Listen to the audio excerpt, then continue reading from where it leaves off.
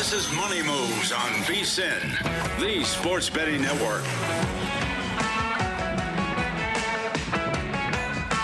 Back here on Money Moves, VSiN, the sports betting network, kicking off hour 2 of the program. Thank you to Will Hill and Mike Palm for stopping by in hour 1. Remember, if you missed any of the show live, you can always catch Money Moves in podcast form wherever you get your podcast. So download and subscribe, listen on your own time. He's Jonathan Von Tobel. I'm Stormy Bonantoni. Last thing we were talking about last segment, and I did just want to hit on it real quickly, because the stuff that's going on with the Ottawa Senators is incredible. I know it's a football Friday. We have tons to get to with the CFP semifinal and all of the wild card games that are coming up. But the off-ice drama that is going on in hockey right now is insane. And the statement that Mike mentioned with Steve Staios, their general manager, coming out, he says this: "Our organization was extremely disappointed to read the completely fabricated and false stories that are spreading around social media about our hockey club. Linus is away from our team for personal reasons, and he has the entire organization's support. We ask that people respect his privacy, but clearly that request was not heard by the lowest forms of trolls and sick people who scour the internet. We are disgusted that outside forces are attempting to disrupt our hockey club. This statement will put an end to the ridiculous speculation that has spread online." Am I wrong in saying, JVT, all that statement makes me want to do is Twitter search what the rumors are? That's all it makes me want to do. You took something that would be insignificant to the public at large and made it huge. Of course. As I told you, this might land for some folks, but it was the not another teen movie big secret scene, where the guy tells Janie, or it pretends to tell him a big secret, and he tells him, thus it'll cause him to break into a hysterical confession where he actually reveals a big secret, confirming everything I just whispered into your ear. Pretending to whisper a big secret in your ear. It's exactly what it is. I had no clue about any of this, and nobody really would have. And the top response is, what rumors? So yes. it's absolutely ridiculous. And look, there are dynamics like this at play in all these locker rooms all the time. And the response to the locker room might not be what you think. I invoked, when we were talking about this off the air, the Richie Incognito, Jonathan Martin thing, that did not go, I think, the way that people thought. Yeah. A lot of locker rooms actually turned a side eye to Jonathan Martin in that case, and kind of airing out some of the things that went out in those locker rooms. And I think something like this, whether it be true or not, that affects a team dynamic until the source of that is probably gone. And like you said, it's a little bit easier said than done. But I would assume if you're the Senators, if there's really a problem, you're going to probably try to look to move him as soon as possible. Well, and the only thing that is tough about the moving on from it thing is if the rumors are true, in that Ullmark did this thing and the wife then spread around all of the other behind the scenes business that the other teammates are doing.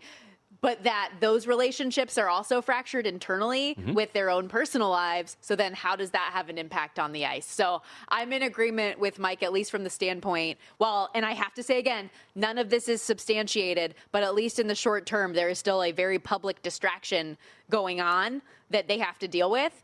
That whether it's opposing team totals over or just fading the Senators seems like something that's very realistic, especially from a goaltending perspective, where they cannot get saves to save their life. And I get that they were in a bad spot on the second half of back-to-back yesterday at Colorado, but they get roasted 8-2. And if that's any indication as to what's to come, the Sens are not a bet-on team. Third game in 4 nights tomorrow against Florida. Then you get Vancouver, who has not been playing well themselves, but still not a great stretch to be on. I'll be curious to see what the market does with them tomorrow too. They have dropped. So since all of this came down and Ullmark left the team right after Christmas, they are, 2-5 straight up. Losing the bulk of those, I think, losing all of those games, by the way, all those losses on the puck line. For what it's worth, Ottawa opens up as a $1.20 favorite over at DraftKings with a total of 6.5 shaded to the under, -130 against Florida. What a time to be alive. Okay, we got lots of football to get to, as we mentioned, but I felt like that just, since we set it up, needed to at least finish the conversation. Wild card weekend upon us. We got 6 games coming up beginning tomorrow. We talked about this yesterday, how many short spreads there are, which is what you want this time of year. The anticipation that we're going to get closely contested, tough, hard-fought playoff games. 4 of the spreads are within 3.5 points. Philly was a 3.5-point favorite. They're bet out all the way to 5.5 now. And whether that's a combination of just people making a stance and saying, I like Philly and think they have the edge in this game, or it's paired with the injury concerns with Trent Williams being questionable. He did get back on the practice field yesterday, which led to some optimism, but then you see some reports that it's still doubtful he's going to be available. Ricky Pearsall, of course, also doubtful in that. The only big favorite that we have this weekend is the Los Angeles Rams, who are laying 10.5 against the Panthers. And I know a lot of people like the revenge angle with LA, but is this number perhaps too big? The Panthers have been so good in bounce back spots. This is a game spread-wise I at least stayed away from. Yeah, I think so. I would agree with Will in that. To me, the side would be lay 10 with LA. Also talking about the team total here. Let's go back to the game that they played against one another, where Carolina wins 31-28. There's a lot of telling signs that the Rams really offensively did whatever they wanted in that game. They had 379 total yards. They averaged 7.4 yards per play. To me, the most damning stat of all in this game, a game in which you ran 51 plays. Stormy, the Rams faced a third down. Do you know how many times in that game they had a third down? How many? 5 times. That was it. They only had 5 third downs and not a single fourth down in that game.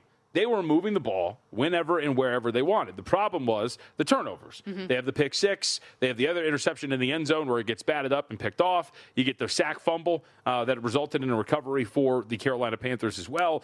But they completely and utterly dominated Carolina. It was just the fact that they could not stop turning the ball over. So I think it's a matchup that really works for LA's favor. The question becomes, are you going to be on the field enough? Can Carolina actually command the line of scrimmage? Are their offense going to be good enough? Because they, too, themselves, to give them some credit, they had 358 total yards in that game. They averaged 5.8 yards per play. So I think, for me, the way to do this, and by the way, the high leverage downs, 7 of 15 on third downs, 3 of 3 on fourth downs for Carolina. 2 of those fourth downs were touchdowns, which is absolutely insane. I think you could look at this potentially going over the total. I also think the Rams offensively, there was nothing in that game that I think suggested the Rams aren't going to be able to replicate what they did on offense, save for not turn the ball over 3 times. And I think that leads you to a high score for the Los Angeles Rams here. Whether or not they cover that number or can get over their team total is a question, but I think they can do both. So I'm in agreement with you. I contemplated the Rams team total, ended up doing the full game total over 45.5 instead because, and I went back to that game that you just referenced, 31-28, the final, Carolina Panthers on top. Aside from that Mike Jackson pick six, the Panthers didn't turn those other turnovers that Matthew Stafford had into points. Like, this score actually could have been even more inflated when all is said and done if their offense did more with the football in those moments.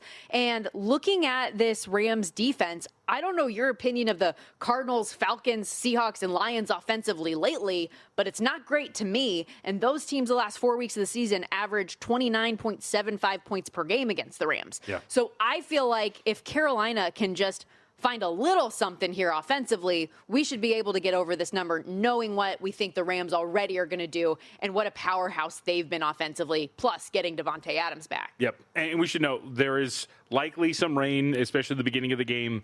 You're going to have some rain here and a little bit of wind, but it doesn't seem like it's going to be anything that would really deter scoring to an intense degree. Weather-wise, too, I mean, it's going to be in the mid-60s, so it's not going to be like a frozen tundra type game or anything like that, as we know. And the Rams, too, one of the things that the Rams do extremely well, we think about Matt Stafford because he's in contention for most valuable player, but they are a good rushing team. They ran for 152 yards on this Carolina squad. They averaged over 7 yards per rush. They're an elite rushing attack where they're going to generate a lot of their offense from. So even in some inclement conditions, I think you can expect the Rams are going to operate their offense the way they want to. That's a great note, and I was looking at some Kyren Williams props, too. I think that could be another angle if you're trying to get down in a different way aside from the spread or total in this game. Packers-Bears also coming up tomorrow. We've seen the favorites flip a couple times here, but now it seems the Packers have steadily held on to that -1.5 on the road. Have you figured out yet what you're going to do? I mean, here's the thing. I know what I want to do here. It's just whether or not am I brave enough to do it. So you want to take the Packers. Yeah, I think they're the side. Are you going to do it? Yeah. Okay. I mean, again, we'll go through this 1,000 times over, but the Bears, every single number screams to you that they just shouldn't be here from a record standpoint. They've only outscored their opponents by 26 points, even though they're 11-6. They're middle of the pack in DVOA. They've gotten away in these single score games time and time again. Will brought it up the 2 times they played the Green Bay Packers, the one time in which they didn't cover, the other time they're down by double digits. Then, of course, Jordan Love goes down. They get an onside kick recovery. They get all these things that go in their favor in those contests. And in between, you've had some pretty ugly performances where you get blown. You're not getting blown out. Your defense gets shredded by the 49ers. You have absolutely nothing against the Lions to end the season. I think this reality is they're more like the team they showed in the last 2 weeks than they are this team that has 11 wins, and they have been just kind of barely getting by. I mean, you win a single-score game against the Bengals, the Giants, the Vikings, the Steelers, the Lions, or the Eagles as well. That was a 9-point game, but you can't keep getting on the right side of these coin flips, and I think we kind of know this about Chicago. I've just been too afraid to kind of say it out loud here, so I think the Packers are the side. I understand the injuries, but at some point you would think that this has to expire for Chicago. But, too, like, Green Bay is going to get some pieces back, and it seems like Jordan Love's healthy. Zach Tom up front is going to be a huge addition back into that lineup. So there's certainly some positives that are working for you from that standpoint. Did you have any feel for the total here at 44.5? No, I think it leaned a little under. I mean, you talk about familiarity. This is the third time they're playing each other in, 6 weeks or something like that. So I think that familiarity will lead to this potentially being a pretty low-scoring game. And we saw, I mean, the passing attack and the offense overall really scuffled against Detroit. And I think you get a similar game to that or the overtime game that they played a few weeks back. So those are the two games that we have coming up on Saturday. We've got the triple header on Sunday, and then we will close out the wild card weekend on Monday with the Texans and Steelers.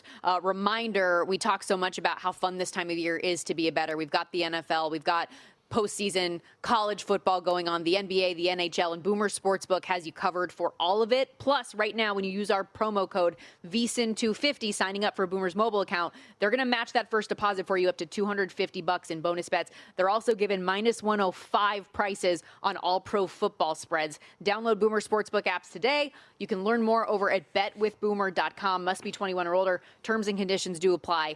Please bet responsibly. We got to step aside here.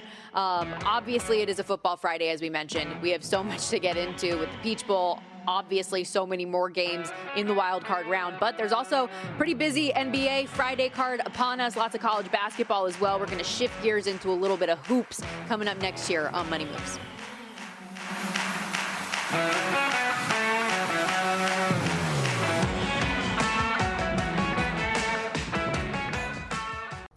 So you're listening to this podcast because you want an edge. But what if I told you you're only halfway there? You've got the mindset. Now it's time to get the toolkit to match. Here's the thing.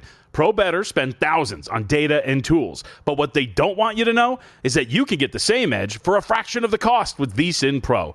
VSiN Pro gives you access to expert picks, public betting data, prop projections, powerful tools, analytics, and more. Just tap the link in the description and see why thousands of bettors are already using VSiN Pro to cash more bets.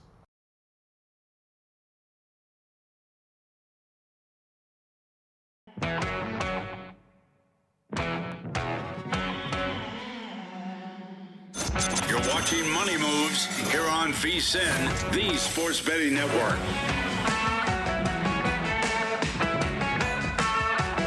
Back here on Money Moves, VSiN, the Sports Betting Network. Stormy Buonantony, that laugh you hear. The man to my left, Jonathan Von Tobel. What's so funny? Shout out to Peter, who tweeted just now. You can tweet us at MeJVT at Storm Buonantony or email us at moneymoves@vsin.com. Said that you should return your Malort. Go Bears. Oh, can't return something that has been fully consumed. Yeah. Look at you. Sorry, Peter. The bottle's been essentially killed. I think there's one drag left, which maybe I'll take tonight. But, yeah, look, I hope the Bears pull it off. I would obviously hope that is the case. But everything is staring us in the face that this probably ends against the Green Bay Packers. But as even then, you can hear the pause in my voice. I hope I am wrong. There's also, real quickly, because we were talking about a little hockey last segment, there's been a lot of stuff going on about the Olympic ice coming up in February in the stadium. And Chris Johnson just posted a little bit ago that they did their first Olympic test event at the arena, and it was delayed for a giant hole in the ice. So, which they're bringing out a watering can to try to patch, which I guess for some reason I didn't think that's how you fix a hole in the ice. But I was like, oh yeah, that makes sense. Freezes. There you go. Water freezes. So, but I thought that was funny. It's kind of reminiscent, and I don't know if you remember this. Maybe you do because you follow the Golden Knights here in town. But during the COVID season, when they did the outdoor game in Lake Tahoe, and they had to delay the game super late into the night because the sun was melting the ice. They had all these huge divots and holes in the ice that they had to figure out. I remember that. Yeah, that was a long time ago. It was pure slush. Can't do it. It was awful. Can't hold an ice hockey game out here in Nevada. I think it's a little too warm even in the winter. Insanely beautiful, though, and something that you could never do again because the only reason it worked in COVID was that there wasn't like a crowd, Sure. really, except for the people that were on their little boats overseeing the golf course. But good times. Really quick, because we were talking about the Green Bay Packers and the Chicago Bears, worth noting that as of 2 minutes ago, Dontayvion Wicks has been downgraded to out for the Green Bay Packers. The official injury report, you mentioned all of the names. Every single one of them except for, let's see, I think I have Zach Tom here as the DNP for Thursday, but seems like everything's still heading in the direction he'll be available. Everybody else a limited participant, and Dontayvion Wicks, will not play. Okay. Good news there. I mean, not good news, but Good news for Packers backers and Packers fans. news nonetheless. Or not good news. You're right, yeah.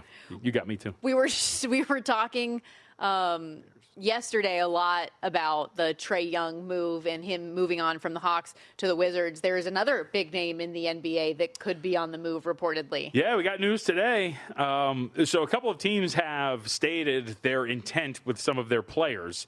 Will they be moved? Will they not? And it sounds like the Memphis Grizzlies, according to Shams Charania, are going to start to listen to offers on one Ja Morant. So I don't think that's the craziest thing in the world. We know exactly what Ja Morant has been in terms of his lack of availability, his lack of defensive intensity, his inability to play on that end, and frankly, his efficiency dropping off on offense, being nowhere near the player he was on that end since the beginning of his career. So I don't think it's crazy. I've double-checked like 3 times. It is Shams Charania who has tweeted this out. There's an article up there. So they are entertaining offers on Ja Morant ahead of the trade deadline. And for those who do not remember, it is coming up on February 5th. So I wanted to bring that up as well as the comments from Giannis, because there had been all of this talk about kind of behind the scenes if Giannis might want out and to move on, but he comes out and makes a public statement that he would never ask for a trade. I mean, so how much is that? How much of that is there to believe? Because even though he might not verbally be the one to ask for a trade, there are people that can do that for you. Yeah, but it's also what are your actions saying? And right now, you have after this year, a year left plus a player option in your contract in Milwaukee. You can sign an extension. Has that happened yet? Sure. No, it hasn't. Why? Because he doesn't want to dedicate himself to a team that he doesn't think is going to go anywhere. So is he thinking that he's just going to let the contract play out and he's going to be a free agent? No, I think he doesn't want to be the bad guy. I think he wants to keep his pristine image as the guy who saved Milwaukee and brought them a championship. And gets chicken nuggets and Slurpees and says, wow, America is great. Correct. I think you're spot on. Like, you're being sarcastic. I think you're spot on. I think he wants to keep that image together while also having his cake and eating it too, and that he wants to go somewhere else. So I think he wants to keep his squeaky clean image. I don't think he wants to ruffle any feathers. Zach Cohen, who does a great job, check out Harvard Handicappers, the podcast, has a bunch of plays up there today. He has brought up, which is a fair point, coming up, can't remember what the deadline is, not the trade deadline, but there's a point where in the future you get access to your first-round picks to trade. I believe they're going to have 3 first-round picks in the summer to be able to chip off. So maybe that's what he's waiting for. Maybe he's waiting to see if they can go and get another big piece and add to this team. But either way, I think he just wants to maintain his goody two-shoes image and not be the bad guy. The reality is you've got the ability to sign an extension. That hasn't happened yet. And after next year, you could be an expiring going into next year if you decline your player option to hit the free market. And guess what? Unlike some of these players like Trae Young, who's set to make over $40 million on a player option, his player option's for $62. He's going to find that somewhere if he wants to hit the market. So it's all up to him, but I think he just wants to be. It's Giannis, like you said. I like Slurpees, and I go get chicken nuggets after winning the finals. Yeah. They are in action today. The Bucks getting 3.5 in LA. The nightcap tonight totaled 229.5. That is one of 10 games on the NBA card tonight. As you mentioned, Zach Cohen does have a full article out. Also, the latest edition of Hardwood Handicappers that he does each day. Any games on the card that really caught your attention? I mean, we have to, just from a narrative standpoint, go check this out. Now, Shai Gilgeous-Alexander is not going to play today. They're on the road taking on Memphis. We just talked about that, the fact that Ja Morant might be on the block and that they're willing to ship him off. He is already out anyway. He's been missing time. So no Shai Gilgeous-Alexander, no Chet Holmgren, no Isaiah Hartenstein, as we know, no Cason Wallace. So this is a pretty thin team here, and we'll see if Alex Caruso is going to play. He's questionable. So Thunder essentially kind of punting on this game from a personnel standpoint. But you still have Jalen Williams out there and some other pieces that are good enough. The question is just with this team. They have been struggling, as we know. They have failed to cover these last 3 games by a very wide margin. Their shooting has been abysmal, as we have talked about. And their front court right now is very, very thin with Holmgren, Hartenstein, and the other Jalen Williams, big Jalen Williams out. This is going to be a really small group going out there. So you do wonder what this looks like from that standpoint. without Casey Wallace as well, and the lack of size. You think that this is going to be a pretty guard-oriented and fast game. We've seen this kind of get bet down from 233.5 down to 229, but narratively, I'm very curious to see what OKC looks like. But the market's bet them up in a couple of spots. You know, a few spots on the overnight open 3.5 or 4.5 or up to 5.5, but hard not to be attracted to not the car wreck, because it hasn't been that bad, but Oklahoma City has been theater right now. They have been failing to cover numbers, and now with everybody sitting, it's a very short number on the road against the Memphis Grizzlies. How about your Los Angeles Clippers, who have won 7 of their last 9, but brought back down to earth the last couple games? You lose to Boston. Yep. You lose at New York, taking on the Knicks by double digits. They are laying 5.5 today in Brooklyn. What do you think? This is all about whether Kawhi is going to play today. He's questionable with an ankle injury, so you see this number at 4.5. One would assume, given how good this offense has been over the last 2 or 3 weeks, that if he's going to be out there, they're going to be able. I mean, this is a good litmus test for them. Brooklyn has really turned the corner defensively with the way that they've been playing. And so if you are legitimate, you got smoked by the Celtics, as you mentioned. Having said that, the Celtics have been doing that to everybody over the last month since December 1st. It's the best offense in basketball. But this is going to be a big test for you because, yes, the Nets have been kind of this upstart group. But if Kawhi's going to be out there, this is a team that if you fancy yourself at the very least a play-in squad, a playoff team, which I think they can be. By the way, I bet them at 2-1 to make the playoffs. I think that is something, or this is a game that should be able to answer the question of whether or not you are that team. So very curious to see if they can get it done. Again, I think it's dependent on whether Kawhi plays. Lay 4.5 and he plays. He's probably going to close at about 5.5, but keep an eye on whether or not he's going to be available. And remember, too, the new injury report rules, they're updating these things every 15 minutes, so you do get kind of an idea a little bit earlier now whether or not a guy's going to play. Yeah, this game did open at 3. It's as high as 5.5 in the market at a couple of books, including DraftKings, but to your point, 4.5 is the prevailing number there. Last couple minutes, anything else? Well, it's also worth pointing out, so New Orleans and Washington, the trade is official. Trae Young is a member of the Washington Wizards. You asked this question yesterday. I don't think this would shock anybody that follows the league. Trae Young, out today for the Washington Wizards. Get used to seeing that. I don't think he's going to play for them. For people that missed yesterday, can you expand on that a little bit? They have a protected draft pick. Yeah. They need to lose these games. They can't risk it. And so Trae... And somebody who's been dealing with an injury anyways. Oh, yeah, you're going to see this. So remember last year, Brandon Ingram. Brandon Ingram had like the worst ankle injury ever. Gets acquired by Toronto, never plays. And then now here, we finally see him this year. Same thing here. Trae's not going to play. They're not going to allow him to do anything. Maybe you see a game, but I would highly doubt that we see Trae Young in a Washington Wizards uniform outside of all of the AI photoshops this season. All about building toward next year. I mean, it's the ugly uniforms too. I mean, they're You're hideous. really anti those gold ones. They're disgusting. Have you seen them? Well, you're a big uniform guy. Yes. I actually even texted you yesterday. I don't typically care about uniforms. You are much more into it than I am. I just loved the look of Ole Miss last night. Yeah. Like, I feel even more sad for them that they couldn't get it done because of the look. That blue is sharp. It's very good. I like it. They're one of the stronger uniforms, I think, in college football. I don't know if like top 20, top 50, whatever, but strong uniform. I know Oregon fans were really upset in the Orange Bowl that there was no green or bright yellow to be found on the like black and gray charcoal look that What are they wearing wore. today? So I don't know. I haven't looked to see what it is, but I feel like they've got to have some flair, right? You have to, especially since you're getting eliminated today. Oh, shoot, man. That's a good segue. Mike Palm brought it up that we are at 3. Mm-hmm. There's only like a couple shops left that have that hook. So the dog has been getting played. Could that be a good note then for those of you that want to get a better number on Indiana? Correct.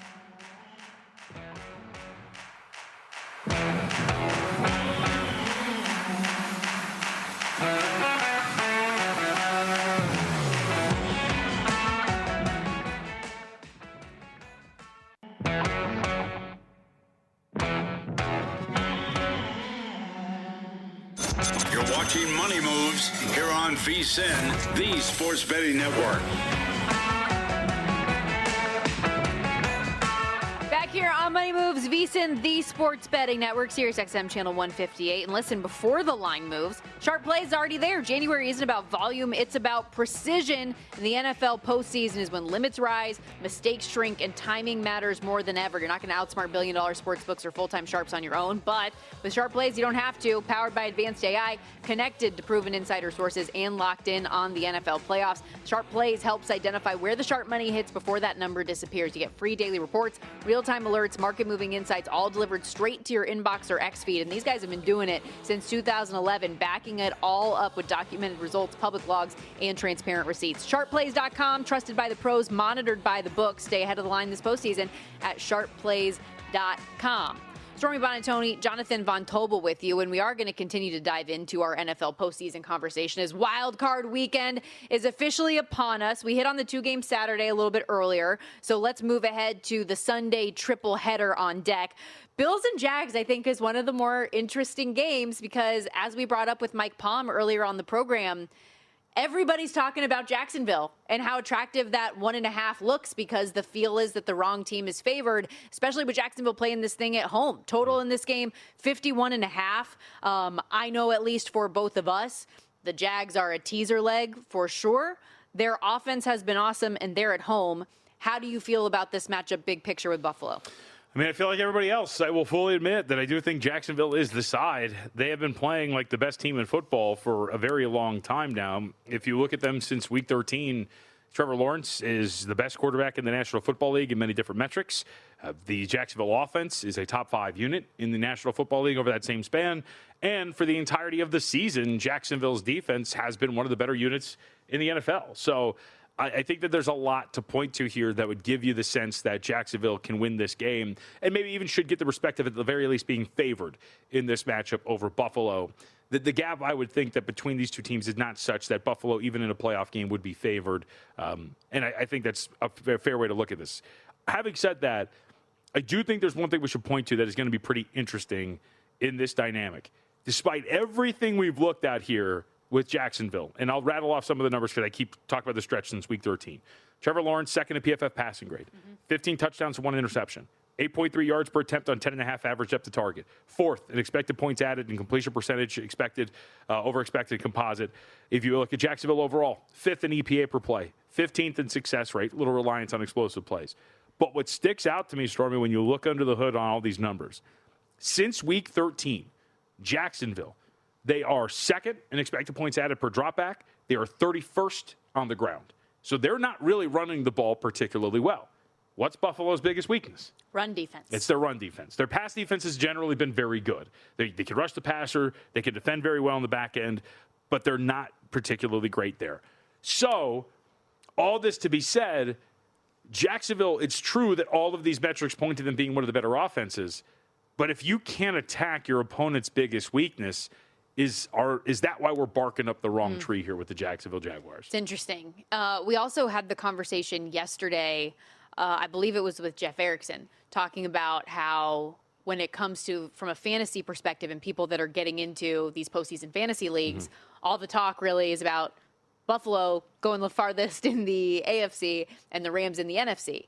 So I thought that was an interesting kind of separation of how maybe the public at large feels about a team like Buffalo versus the betting community that thinks the wrong team is favored in the Jacksonville Jaguars here. Can I say real quick? Yeah. I think you would agree with this too because I think you're going to use them. I do think for sure Jacksonville has a strong teaser leg. Yep. Getting them up this. I paired it with the Steelers. Okay, yeah. So, like, getting them there. I know we've talked to a couple of handicappers and bettors on this program itself that they've used 6.5 instead of 6, so getting it up to 8 on a 7.5 as opposed to 8. So there's that angle as well. But I do really feel that regardless of what we're talking about, who should be favored or not in a 1-point spread, I do think that it's a very strong teaser leg to ask Jacksonville to stay inside of either 7.5 or 8 for this game. Yes, I agree. I think it's going to be a close game. But what I did, I brought them up to the 7.5, and then I paired them with the Steelers up from 3 to 9 as a home dog in the lowest total game of the week. So. Sure. Hopefully that comes to fruition. We shall see. Second game of the day. Oh, good reminder as well for that Buffalo Jags game. JVT and I will be on the air here on VSiN, Live Bet Sunday. So we'll be talking through all the live betting angles for that game as it goes, as well as previewing what you're going to see there. The second game of the day later on in the afternoon, 49ers Eagles. Philly out to 5.5 now, up from the opener of 3.5, total 44.5. Eagles rested their starters to end the regular season. They're getting healthier as well with the expectation Lane Johnson is going to back. Meanwhile, the 49ers, despite overcoming as many injury issues as they have throughout the regular season, could they be catching up to them now with questions about Trent Williams, Ricky Pearsall? We know Tatum Bethune is going to be out for this game. I ended up playing the 49ers. Okay. I think this is going to be a close game, and I know everybody thinks the 49ers Cinderella carriage is going to turn into a pumpkin in this one. I'm just not sold on it yet. and I played the under in this game. So I am on board with everything that Will Hill was talking about earlier. The Eagles have a legit defense and an offense that, despite the 49ers shortcomings on that side of the ball, I'm still not thinking all of a sudden is going to score at will. They have the 5th highest 3-and-out rate in the league. And despite being one of the better teams in the red zone this year, 24th in the NFL in yards per game. They were 7th in that category entering the postseason last year when they go on their run. Both of these offenses are run heavy and don't have great run defenses. For as good as the Eagles' defense at large is, against the run is kind of their weakness. And I could see both of these teams kind of having longer, more methodical drives, going and really leaning on their star running backs at Saquon Barkley and Christian McCaffrey. And also, Will mentioned the wind. It's going to be pretty sustained wind between 15 and 17 miles an hour, gusts up to 28. That could have a little bit of an impact here, too. So 49ers with the points and under is how I'm feeling with that game. Yeah, and we got news a couple minutes ago. Again, another day for practice. So Trent Williams, so that's going to be positive for him as well. Look, I guess I'll call myself Philadelphia curious to an extent. I buy what they are on defense for the most part. And I think, as we've seen all year long, that is good enough to keep them in a lot of these games. My problem obviously becomes you're very average across the board in almost every single metric that you look at here for the Philadelphia Eagles. Having said that, a grandfather went in and did cut your defense up here for a half at least on a Monday night that we watched for the Indianapolis Colts. And we've seen some of the weaknesses transpire for this 49ers team defensively. But at the end of the day, 5.5 seems to me for a little bit of a bridge too far. If we were talking about the opening number in that range of 3.5, I think it's fair. But I think asking Philly, given what we know about the hit or miss nature of this offense, even against a defense like San Francisco, I have not seen enough that I would have faith here that they could take advantage of an opponent that has been as porous, we'll say at times, as your 49ers have been. And I think, too, maybe just a little bit of an overreaction to the recency of what we saw from San Francisco in Week 18. This is, when we say it's a week-to-week league, that means you have to reset your mindset. You can't just follow up with what you saw last weekend happening again. So I think it'll be a better showing, at least this time around, even on the road. I mean, let's be fair, too. I mean, look, Seattle probably deserved a little bit better. They had 361 total yards in the game, so the total yardage was pretty good. 5.4 yards per play is not anything incredible. The 49ers, one of my points here is they performed pretty admirably defensively, as much as they could. Put their best foot forward against Seattle in a game they lost 13-3.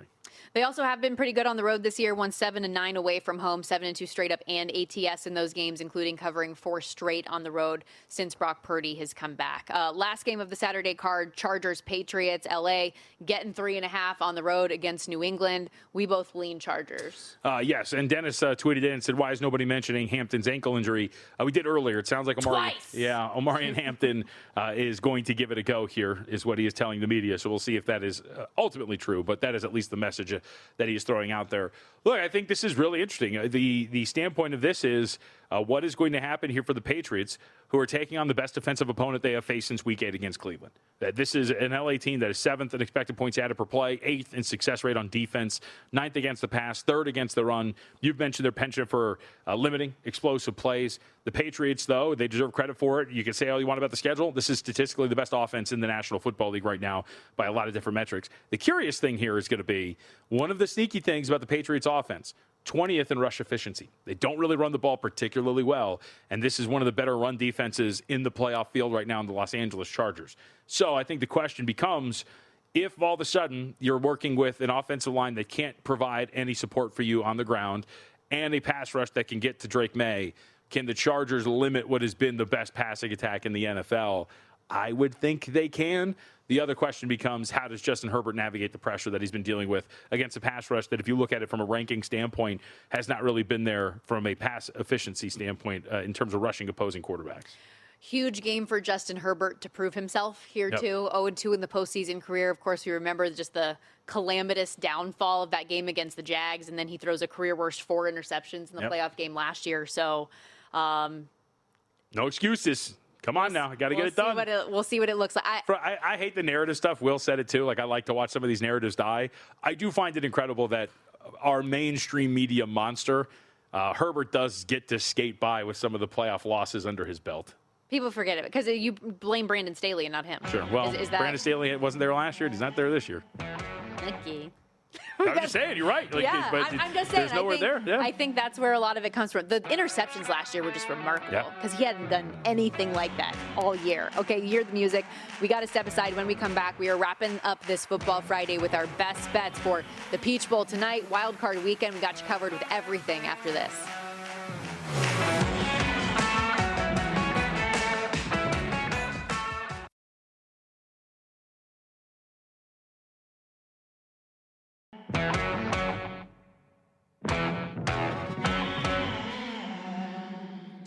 You're watching Money Moves here on VSiN, the Sports Betting Network.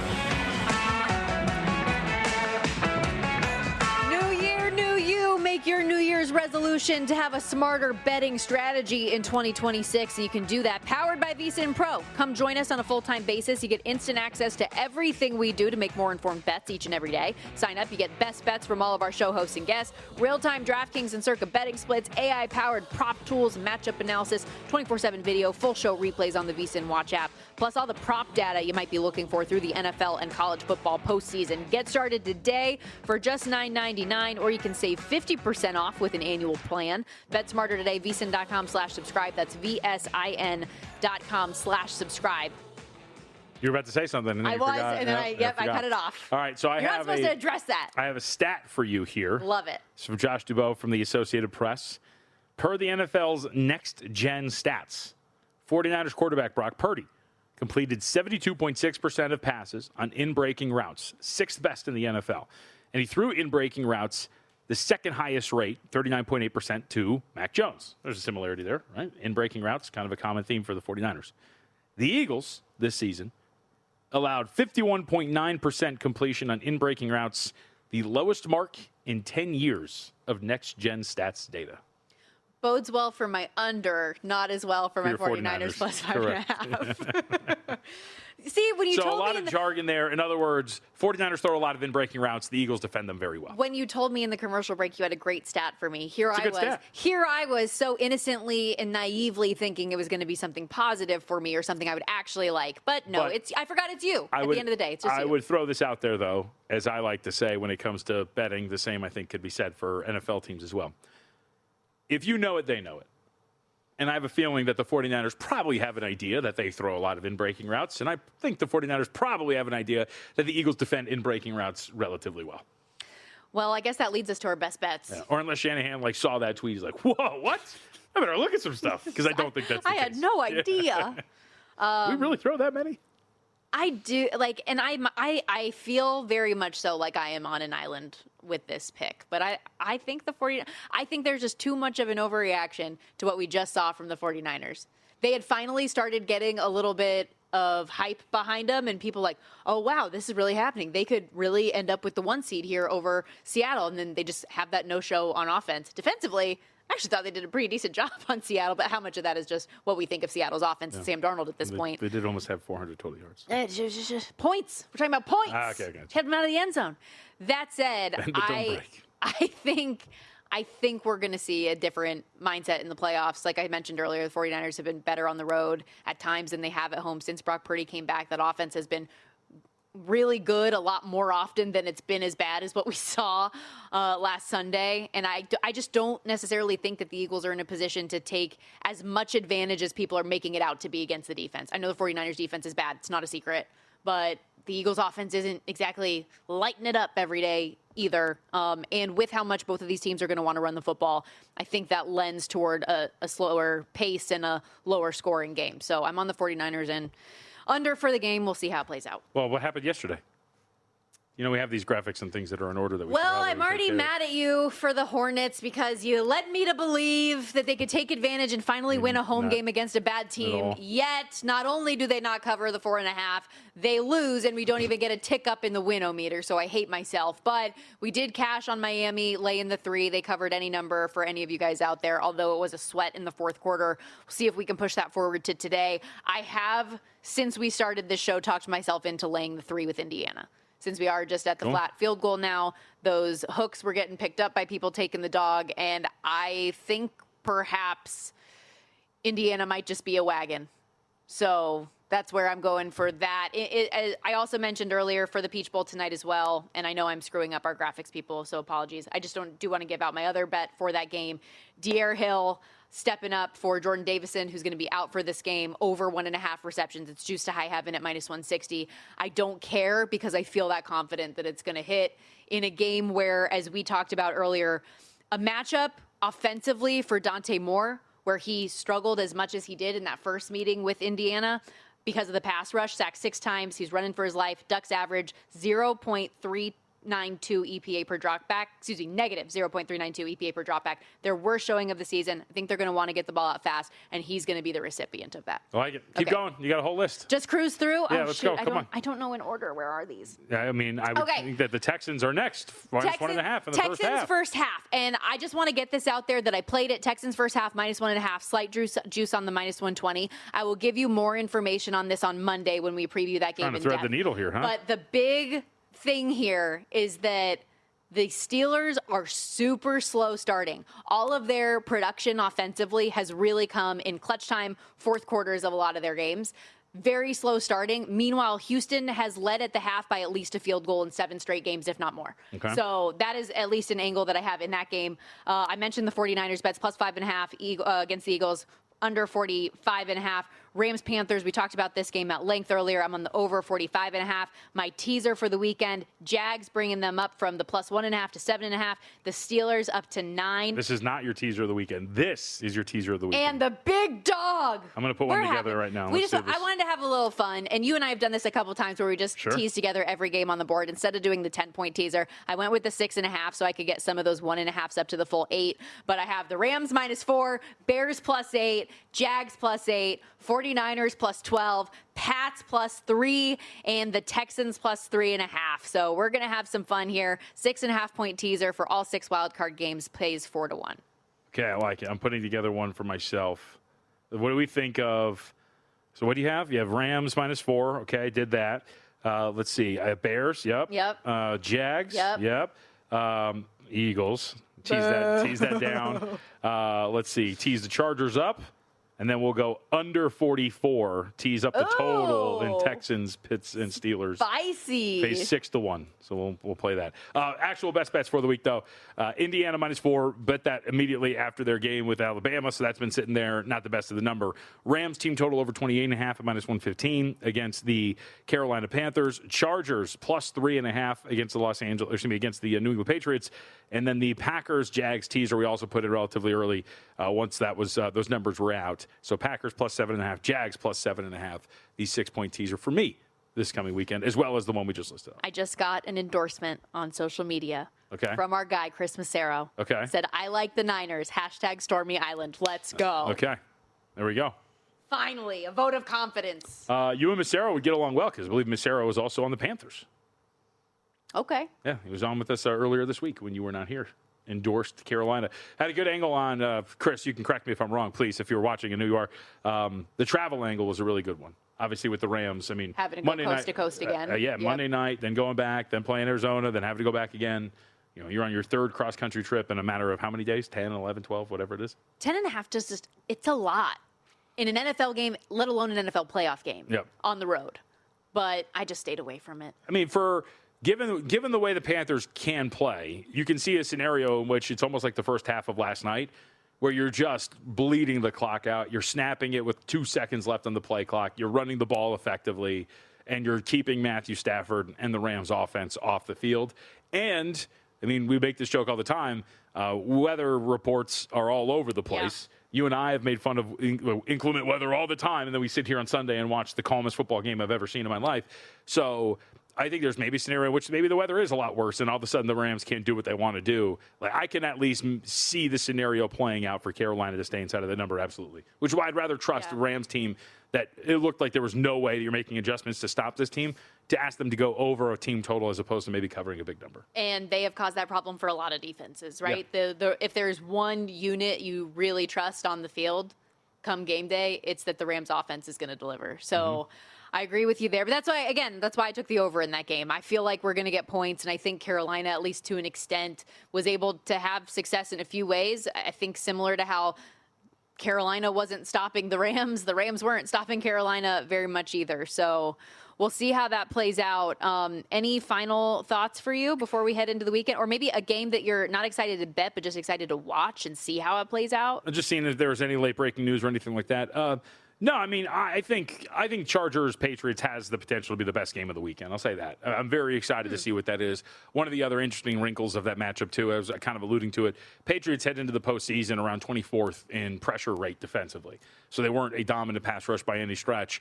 Your floor is probably raised by facing this offense, but Justin Herbert has been incredible under pressure this year, arguably the best quarterback when dealing with pressure so far this season.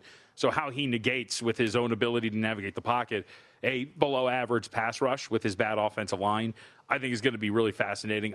I'm the most excited for this game here. I think this is going to be a very good game. Patriots favored by 3.5 at home, total 45.5. That's going to do it for us, but we will be back on the desk coming up Sunday for Live Bet Sunday, so don't miss that. Come hang out with us. You can do the multi-screen action while you're watching the game, get some live betting angles. And it's a live betting show, so we'll have other sports as well. With only one NFL game, a lot can take focus. Big ranked-on-ranked college basketball game, actually, as soon as we come on the air. Plenty of NBA. We'll even have some day hockey, so get excited for that. That said, follow the money coming up after this with Mitch and Paul. Enjoy.